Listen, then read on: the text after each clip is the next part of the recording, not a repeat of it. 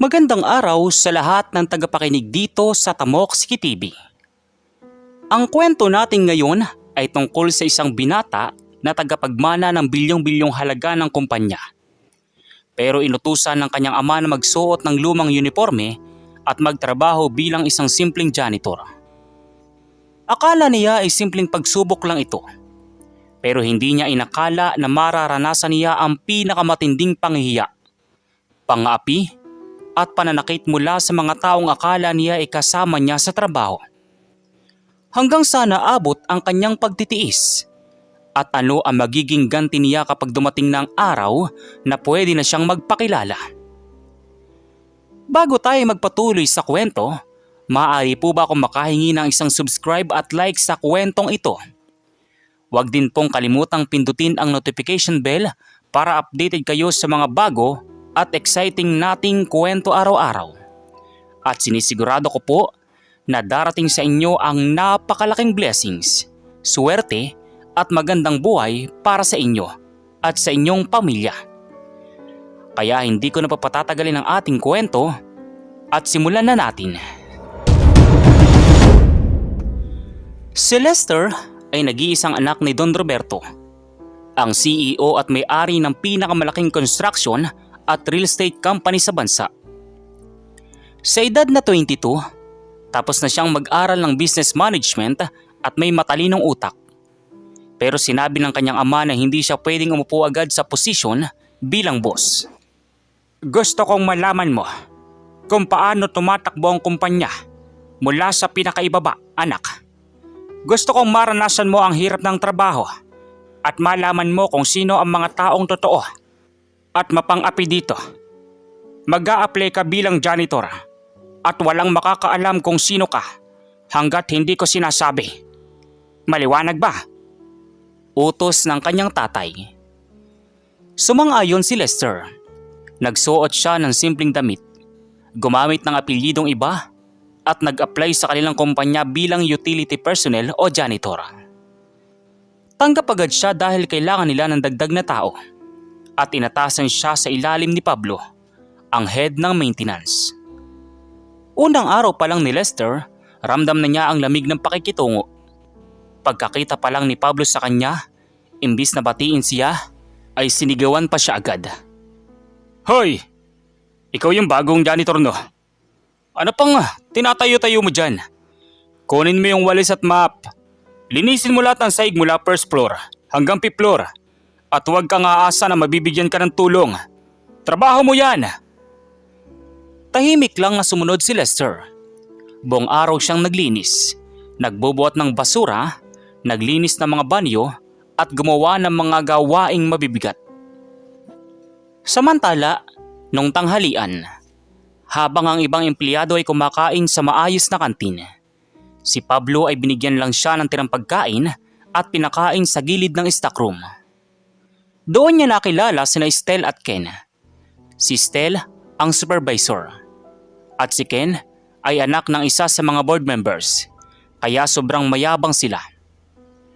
Nakita nila si Lester na kumakain sa sahig at tinawanan nila ito. Che, ang dumi naman ito. Pablo, bakit mo pinapasok ang mga ganyang klaseng tao dito? Baka mahawa pa tayo sa baho niya. Sabi ni Ken. Hayaan mo na yan, Ken. Mga janitor lang naman yan eh. Wala silang pinag-aralan. Wala silang pera. Puro katao lang ang puhunan nila. O ikaw, hoy, baguhan. Pagkatapos mo kumain, linisin mo yung opisina ko at siguraduhin mong walang alikabok. Kung may makita man akong isa, humanda ka sa akin. Sabi ni Stella. Tumango lang si Lester at kinain ng tirang pagkain. Akala niya ay mauudot lang ang asar. Pero hindi niya alam na simula pa lang iyon na matinding pahirap na pagdadaanan niya. Araw-araw, lahat ng mabibigat at maruming trabaho ay ibinibigay sa kanya. Siya ang nagbubuhat ng mga simento, bakal at gamit sa construction site. Habang ang ibang janitor ay pwedeng magpahinga. Siya ang nilalagay sa sisi kahit hindi naman siya ang may kasalanan. Isang gabi, pinaiwan siya ni Pablo para linisin ang buong parking lot habang sila ay umuwi ng maaga. Pagod si Lester pero inisip niya na ito ay utos ng kanyang ama at kailangan niyang patunayan na kaya niya. Hindi niya alam na kinabukasan may mas matindi pang mangyayari. May mawawalang gamit sa opisina at si Lester ang pagbibintangan ng lahat. Lumipas ang 2 buwan na nagtatrabaho si Lester bilang janitor. Sanay na siya sa pangaasar, pambabara at sobrang bigat sa trabaho. Pero kahit anong gawin niya, hindi niya mapaluguran ang loob ni Pablo, Estel at Ken. Lagi silang may nakikitang mali sa kanya. Isang umaga, nagkakagulo ang buong opisina. Sumisigaw si Ken na nawawala ang mamahalin niyang wallet na may laman na 5,000 piso at mga credit cards. Agad na pumunta si Estel at Pablo at walang pag-aalinlangan na itinuro nila si Lester. Sino pa ba ang gagawa niyan? Kundi yung bagong janitor na yan. Lagi siyang nasa paligid. Mukha pang magnanakaw. Hanapin niyo yan! Bago pa makapagsalita si Lester, hinawakan na siya agad ni Pablo at ni Ken sa braso at dinala sa likod ng building kung saan walang nakakakita. Doon nagsimula ang pananakit. Sabihin mo kung nasaan ang wallet ko. Ibabalik mo o babasagin ko yung mukha mo. Mukha kang pulubi. Siguradong ikaw ang kumuha para may pambili ka ng pagkain. Umamin ka na. Kung hindi, bagbag sarado ka dito. Akala mo ba makakalusot ka? Kami ang boss dito. Kahit patayin ka namin dito, walang makakaalam. Sinuntok siya ni Ken sa tiyan. Sinipa ni Pablo sa binti at tinampas ni Estel ng sintron sa braso. Sumigaw si Lester sa sakit. Pero hindi siya makalaban dahil hawak siya ng 2 security guard na kasabwat nila. Kahit umiiyak sa sakit, hindi niya inamin ang bagay na hindi naman niya talaga ginawa. Hindi ko po kinuha. Hindi po ako magnanakaw. Ang tigas ng mukha nito. Sige, ipahiya natin siya sa harap ng lahat. Ipapatanggal ko yan at ipagsisigawan ko sa buong kumpanya na magnanakaw siya. Dinala nila si Lester sa gitna ng opisina. Duguan ng labi at may mga pasa sa katawan. Isinigaw ni Estel sa lahat ng empleyado na si Lester ay magnanakaw at tinanggal siya sa trabaho on the spot. Lahat ng tao ay tumingin sa kanya na parang dumi. May mga nangaasar, may mga tumawa at walang lumapit para tulungan siya. Napahinto lang ang lahat nang may dumating na mensahe mula sa head office ng CEO. Biglang tumunog ang intercom sa buong building at formal na boses ng personal secretary ni Don Roberto ang narinig ng lahat. Attention all employees. Good morning po sa lahat. May mahalagang anunsyo po galing mismo kay Don Roberto. Bukas, eksaktong 10 a.m. Lahat ng staff mula sa pinakamababa hanggang sa pinakamataas na posisyon ay required dumalo sa general meeting sa main conference hall. May ipapakilala po si Don Roberto na napaka-importante at may malaking anunsyo tungkol sa pamamalakad at pamumuno ng kumpanya.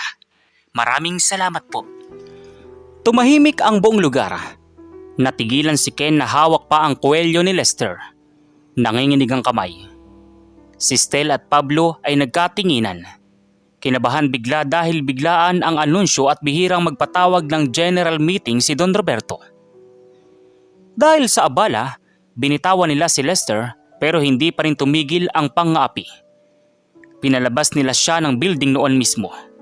Walang binigay na sweldo, pinalabas na parang basura habang tinutulak-tulak pa sa likod. Lumayas ka dito at huwag ka nang magpapakita sa lugar na to . Kung makita man kita, kahit sa labas, dadagdagan ko pa yung pasa mo. Walang kwentang tao. Magnanakaw! Alam mo, buti nga sa'yo.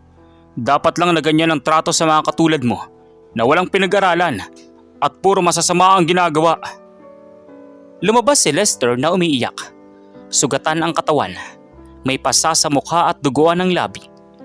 Pero sa likod ng mga luha niya, may apoy ng determinasyon at tapang na hindi nawala. Nung gabing iyon, dumiretso siya sa kanilang mansyon. Sinalubong siya ng ama niya na si Don Roberto at halos mapaluha ang matanda nang makita ang kalagayan ng anak. Anak, sorry kung pinagdaanan mo yung gantong kasakit at hiya. Pero alam mo ba, nakita ko lahat. May mga hidden cameras at may mga tao akong inatasan na bantayan ka. Nakita ko kung paano kanila apihin, saktan at maliitin. Sapat na ang naging pagsubok sa'yo. Bukas, ibabalik natin sa iyo ang lahat ng respeto at karangalan na inalis nila sa'yo. Buong gabi na naganda sila para sa araw na bukas. Hindi na natulog sina Pablo, Estel at Ken dahil kinakabahan sila kung ano ang anunsyo. Pero akala nila ay promosyon o dagdag sweldo lang yon. Kaya excited pa nga sila lalo na si Ken na umaasang siya ang gagawing manager. Kinabukasan, punong-puno ang conference hall. Maayos ang suot ng lahat. Nasa unahan pa nga nakaupo sina Pablo, Estel at Ken na parang mga VIP. Biglang bumukas ang malaking pinto. Pumasok si Don Roberto kasama ang isang binata na nakasuot ng mamahaling itim na suit. Maayos ang buhok at bumuga ng karisma at kapangyarihan. Nanlaki ang mga mata ng lahat. Napasinghap ang buong kwarto. Kilala nila ang mukha na iyon. Pero hindi yung gusgusin at maraming janitor. Ito ang tunay na itsura niya. Siya yung janitor, di ba? Anong nangyayari? Bakit kasama niya si Don Roberto? Bulungan ng tao sa hall. Hindi makapagsalita si Ken, Pablo at Estel. Namutla sila. Nanginginig ang tuhod at halos matumba sa kinauupuan nila. Hindi nila maprocess ang nakikita nila. Yung taong binugbog nila, pinahiya, tinawag na pulubi at magnanakaw. Kasama ngayon ng CEO na si Don Roberto. Umakyat sa entablado si Don Roberto. Kinuha ang mikropono at sinalubong ng tingin ang buong empleyado. Magandang umaga sa inyong lahat. Maraming salamat sa pagdalo. Ang ipapakilala ko sa inyo ngayon ay ang nag-iisang tagapagmana ng kumpanyang ito. Ang magiging bagong CEO at may-ari ng lahat ng ari-arian natin. Walang iba, kundi ang anak ko, si Lester. Tinuro niya ang binata sa tabi niya. Naghiyawan ang lahat. Gulat na gulat. Si Lester naman ay kinuha ang mikropono. Tiningnan ng diretso sa mata sina Pablo, Estel at Ken na nakatulala na parang mga estatwa. Magandang umaga. Marahil marami sa inyo ang hindi makapaniwala. Oo, ako yung taong naglinis ng mga banyo ninyo. Ako yung nagwalis ng sahig. Ako yung tinawag niyong gusgusin. Walang kwenta. At magnanakaw nitong mga nakaraang buwan. Dahan-dahang ibinaba ni Lester ang kwelyo ng suit niya. Ipinakita ang mga pasa at peklat sa leeg at braso na galing sa pananakit nila. Ang mga pasa at sugat na ito, regalo niyo sa akin. Tinanggap ko lahat ng pangapi, lahat ng pangbubugbog, lahat ng panghiya. Dahil gusto kong malaman kung sino ba talaga mga taong nagtatrabaho sa kumpanya namin. Kung sino yung totoo at sino yung mga taong umaasa lang sa posisyon para mangapi ng mahihina. Doon na nawalan ng malay tao si Ken. Lumapit siya sa entablado.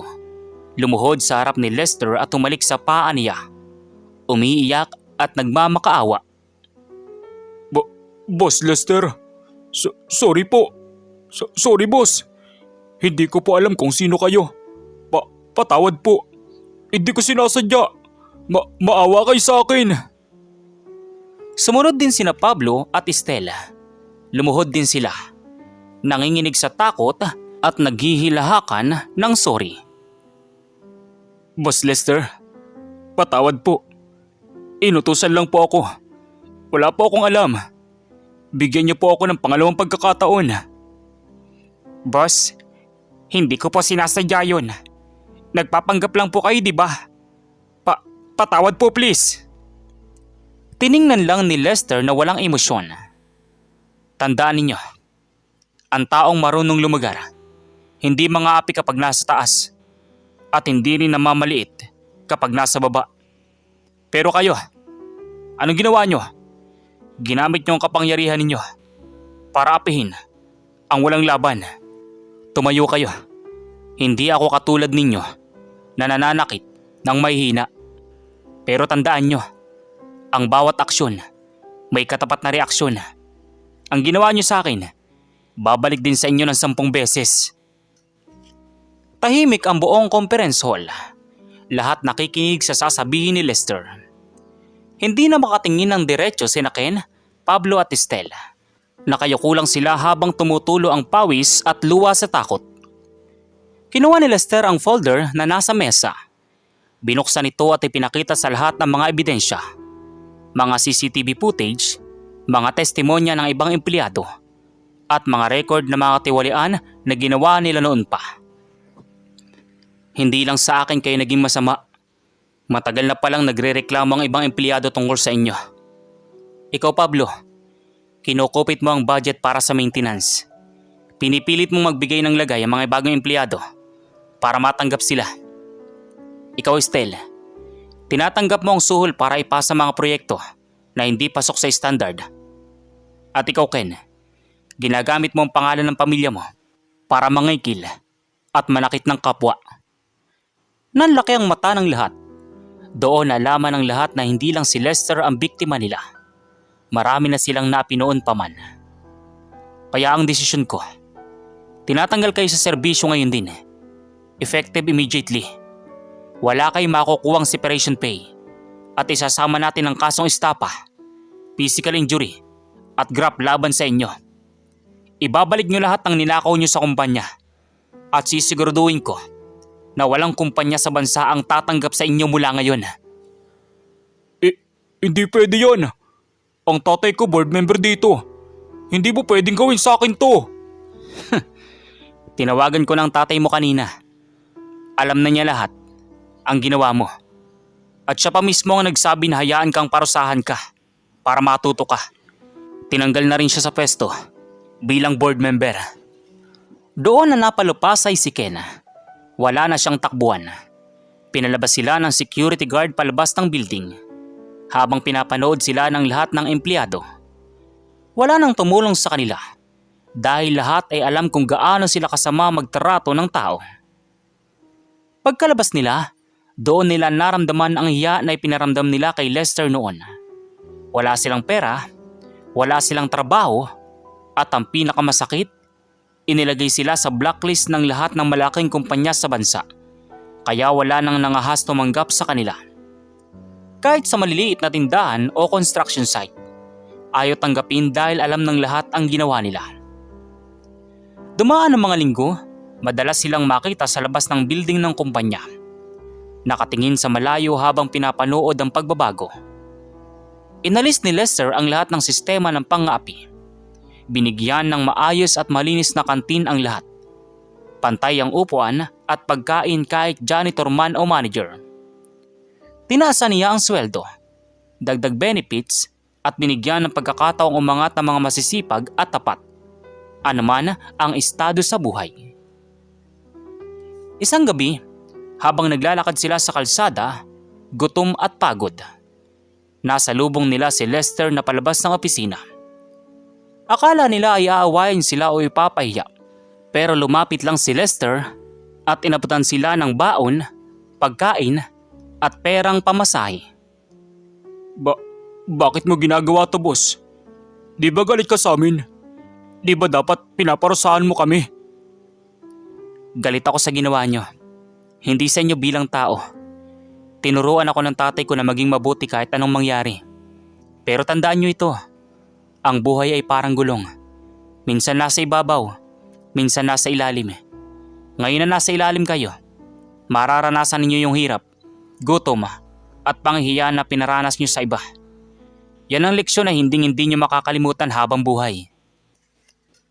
Umalis si Lester at iniwan silang tahimik na umiiyak. Puno ng pagsisisi sa mga nagawa. Sina Pablo at Estelle napilitang magtinda ng kakanin sa kalsada. Namumuhay ng simple at hirap. Habang si Ken naman ay namasukan bilang katulong sa karinderiya para lang may maipakain sa sarili. Ramdam na ramdam nila ang kapalit ng pagiging mayabang at mapang-api noon. Lumipas ang 1 taon, Mula noong naging opisyal na CEO si Lester, dumoble ang kita ng kumpanya. At masaya ang lahat ng empleyado dahil alam nilang may pinapakinggan at may nagmamalasakit sa kanila. Wala nang kinikilingan, wala nang nangaapi. Lahat ay pantay-pantay sa mata ng kumpanya. Isang umaga, may dumating na aplikante para sa posisyon ng utility worker. Nang tingnan ng HR ang mukha nito, kilala nila ito agad. Walang iba kundi si Pablo. Payat na payat ito, gusgusin at halatang hirap na hirap sa buhay. Sumunod na nag-apply si Stel bilang office assistant at si Ken naman bilang delivery rider. Alam ng lahat kung sino sila at marami ang nagsabing huwag tanggapin dahil sa ginawa nila noon. Pero nang malaman ito ni Lester, iniutos niya na tanggapin silang lahat. Pero may kondisyon. Tatanggapin ko kayo. Hindi dahil naawa ako sa inyo. Tatanggapin ko kayo dahil gusto kong makita kung natuto na kayo ng leksyon. Dito sa kumpanyang ito, walang mayabang, walang nangaapi, at pantay-pantay ang lahat. Kung magtatrabaho kayo na maayos at tapat, aahon kayo. Pero kung babalik kayo sa dati, wala nang pangalawang pagkakataon na itatabi ko kayo ng tuluyan. Tumango sila ng mabilis, umiiyak sa tuwa at pagsisisi. Nangako silang magbabago na at hindi na uulit ng masama. Simula noon, ibang-iba na sila. Si Pablo, dati ay utos lang ng utos at naninigaw. Ngayon, siya pa ang unang gumagawa ng trabaho. Tumutulong sa mga baguhan at mabait nang makipag-usap. Si Stel naman na dati ay kinikilingan at mapagmataas. Ngayon ay patas sa lahat at handang tumulong sa nangangailangan. Si Ken naman, dati ay tamad at mayabang. Ngayon ay pinakamasipag sa delivery department. Hindi nagrereklamo kahit gaano kabigat ang dala o gaano kainit ang panahon. Dumaan ang 6 na buwan, nakita ni Lester na totoo at taus-puso ang pagbabago nila. Isang gabi, ipinatawag niya silang tatlo sa kanyang opisina. Alam ko na pinaghirapan niyo lahat nitong mga nakaraang buwan. Nakita ko na, dala-dala niyo na ang leksyon na natutunan niyo. Ang taong marunong bumangon at tanggapin ang pagkakamali, karapat-dapat bigyan ng pangalawang pagkakataon. Boss, salamat po. Wala po kaming salita para magpasalamat. Sorry po talaga sa lahat ng ginawa namin sa inyo noon. Mga walang iya kami. Mga demonyo kami noon. Pero dahil sa kabutihan nyo, natauhan po kami. Opo boss, ngayon ko lang talaga naramdaman kung gaano kahirap ang maging mahirap at maliitin. Pangako po, hindi na kami gagawa ng masama kahit kailan. Salamat boss. Dati akala ko pera, posisyon at kapangyarihan ang pinakamahalaga sa mundo.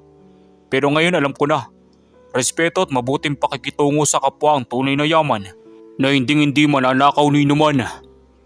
Ngumiti si Lester at sinabi sa kanila na pwede na silang bumalik sa dati nilang posisyon kung gusto nila. Pero tumanggi sila. Sabi nila, masaya na sila sa simpleng trabaho at simpleng buhay.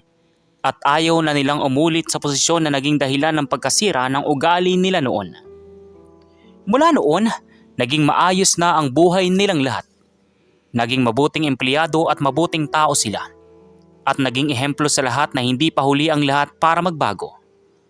Natutunan nila na ang tunay na taas ng tao ay hindi nasusukat sa posisyon, pera o kapangyarihan, kundi sa kung paano niya tratuhin ang kapwa niya lalo na ang mga nasa ibabang antas. Dumaan ang mga buwan, nakita ng lahat na hindi lang sila nagbabago para lang makabawi sa pwesto. Talagang iba na ang ugali nila. Si Pablo, dati ay sigaw ng sigaw kapag may mali.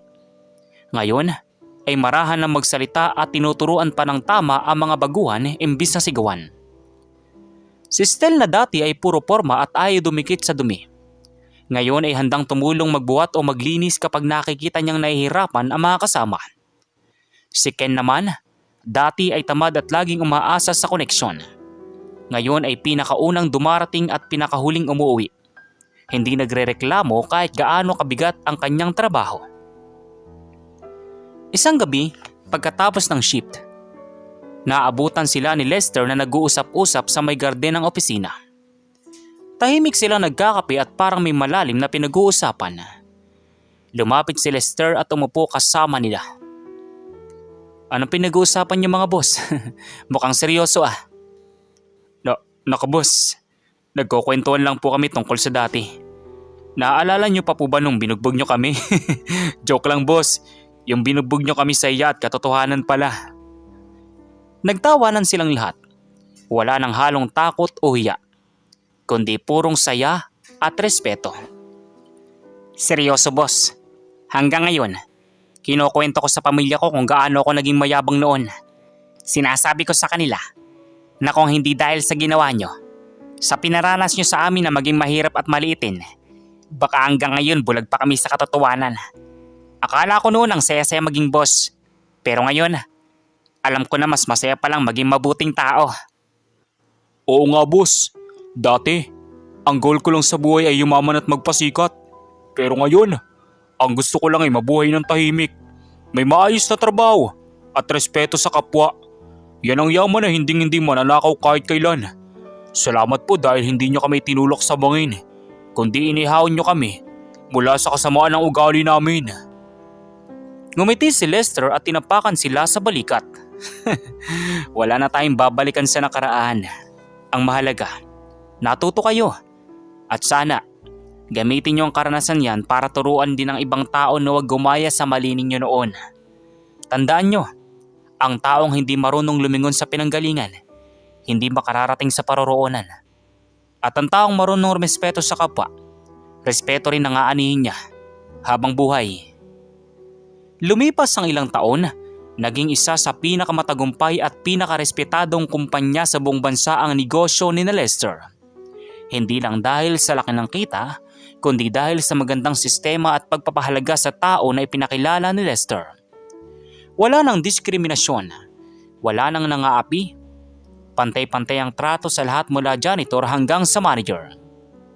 Si Don Roberto masayang-masaya na naiwan niya ang kumpanya sa kamay ng anak na hindi lang matalino, kundi may mabuting puso at malasakit sa lahat. Sina Pablo, Estel at Ken, hanggang ngayon ay nagtatrabaho pa rin doon. Sila na ang tinuturing ng mga veterano at tagapayo ng mga bagong empleyado.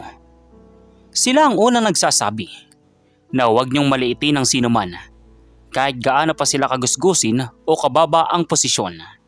Dahil hindi niyo alam, baka ang tinatapakan niyo ngayon ang magbubuhat sa inyo bukas, o baka ang inaapi ninyo ay ang may-ari pala ng lahat ng ito. At doon nagtatapos ang kwento natin ngayon. Isang kwento ng pagsubok, panghihiya, pananakit, pero nagtapos sa pagpapatawad, pagbabago at tagumpay. May mga aral tayo na dapat tandaan sa kwentong ito. Ang gulong ng buhay ay laging umiikot. Huwag mayabang kapag nasa taas, at huwag mawala ng pag-asa kapag nasa baba. Huwag kailanman maliitin o apihin ang sinuman, anuman ang estado nila sa buhay. Ang kapangyarihan at posisyon ay pautang lang ng Diyos. Gamitin ito para tumulong, hindi para manakit. Ang tunay na tagumpay ay hindi nasusukat sa yaman, kundi sa dami ng taong natulungan mo at nirespeto ka. Magandang araw at maraming salamat ulit sa lahat ng tagapakinig at manonood dito sa Tamokski TV. Kung natuwa, na-excite at natuto kayo sa kwentong ito, maaari po ba akong makahingi ng isang malaking like at subscribe? At huwag din pong kalimutang i-like ang notification bell para updated kayo sa mga bago at nakaka-inspired nating kwento araw-araw. At gaya ng lagi kong pangako, sinisigurado ko na dadating sa inyo ang napakalaking blessings, swerte, magandang buhay, at sagad na pagpapala para sa inyo at sa buong pamilya ninyo. So once again, inuulit ko pong muli. Ako po si Tamokski TV. Kita-kita po tayong muli sa mga susunod pa nating maraming mga video. Thank you and God bless you all. Peace out.